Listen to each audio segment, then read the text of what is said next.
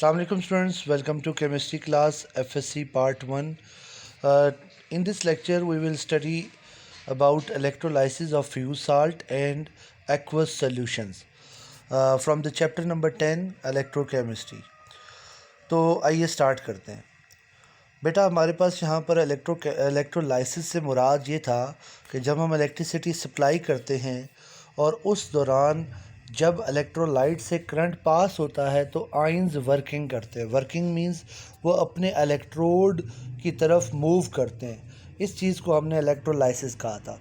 आज आप जो सेल ले रहे हैं वो इलेक्ट्रोलिटिक सेल ही होगा, लेकिन उसके अंदर जो इलेक्ट्रोलाइट है वो फ्यूज साल्ट होगा, मतलब मोल्टन साल्ट होगा। आप कोई भी साल्ट ले लोगे, NaCl हो गया, PbCl2 हो गया, लेड क्लोराइड जिसको कह रहा हूँ, उसके बाद सोडियम क्लोराइड है, बिस्मथ क्लोराइड है, या कोई भी आप अगर कहते साल्ट लेंगे उसके अंदर सिर्फ साल्ट के आयंस होंगे, उसके अंदर कोई और एडिशनल आयन नहीं होगा या कोई मॉलिक्यूल लाइक वाटर मॉलिक्यूल शामिल नहीं होगा।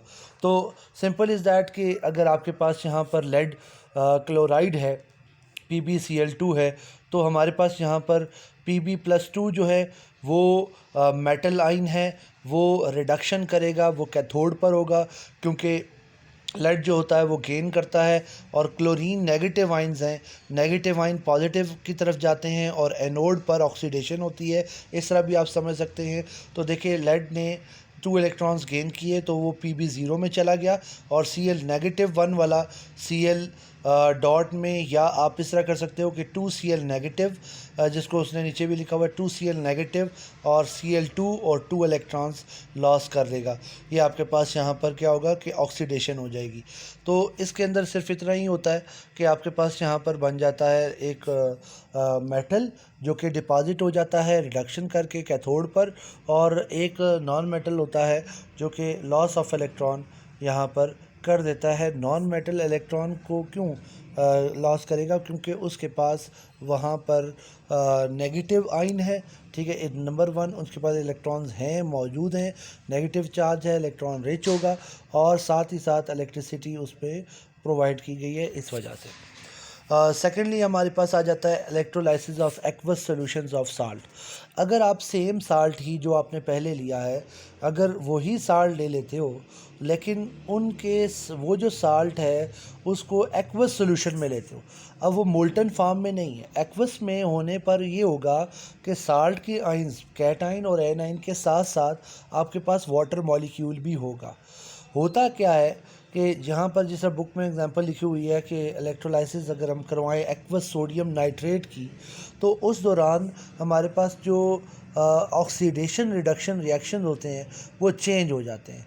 वो कहता है कि some metal cations are not discharge from their aqueous solution, ठीक है, वो डिस्चार्ज नहीं होते कैटाइंस, ठीक है, while electrolysing aqueous sodium nitrate solution sodium ion present at cathode are not discharge।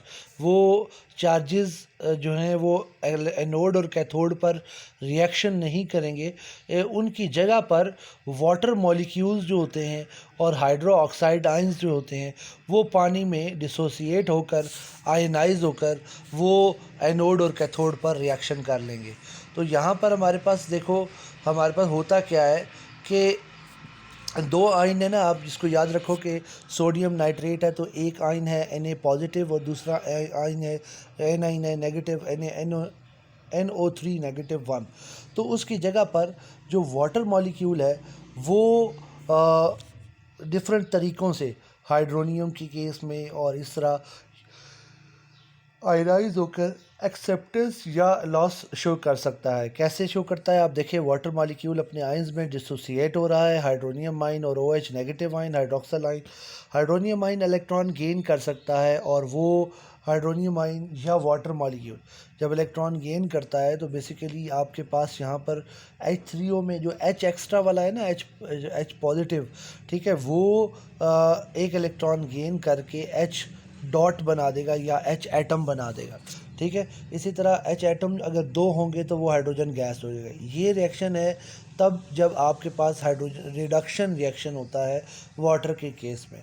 इसी तरह वो आगे बता रहा है कि आपके पास यहाँ पर हाइड्रोक्सियम आइन जो है, हाइड्रोक्सियम मतलब हाइड्रोनियम ही कह दें आप, उसके अंदर सिर्फ और सिर्फ कंसनट्रेशन 10⁻⁻7 है, जैसे चैप्टर नंबर 8 में पढ़ी है, जिसकी वजह से क्या होगा कि when these are discharge more ions are formed by the further dissociation.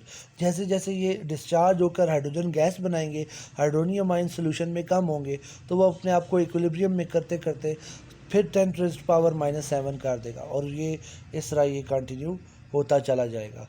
उसके बाद हमारे पास बात आती है कि जो हाइड्रो ऑक्साइड है वो बेसिकली इलेक्ट्रॉन लॉस कर सकता है, लॉस कर सकता है, और OH नेगेटिव इलेक्ट्रॉन लॉस करके वो ऑक्सीजन गैस बनाता है। जैसे आप फॉलोड बाय के बाद एक इक्वेशन देखें जो लिखी हुई है कि 4 OH नेगेटिव आयन जो हमारे पास होते हैं, ठीक है, अगर होंगे तो वो 4 इलेक्ट्रॉन रिलीज़ करके आपके पास ऑक्सीजन गैस और 2 वाटर मॉलिक्यूल बनाते हैं, ठीक है।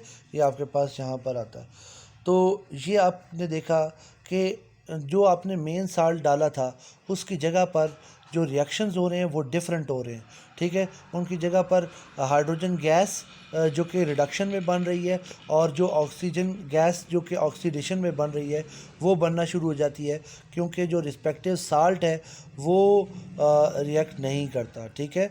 वो क्योंकि इनके जो रिडक्शन पोटेंशियल्स होते हैं, रिडक्शन करने की एबिलिटीज़ जो होती हैं वो क्या होती हैं बेटा, ज़्यादा होती हैं, ठीक है।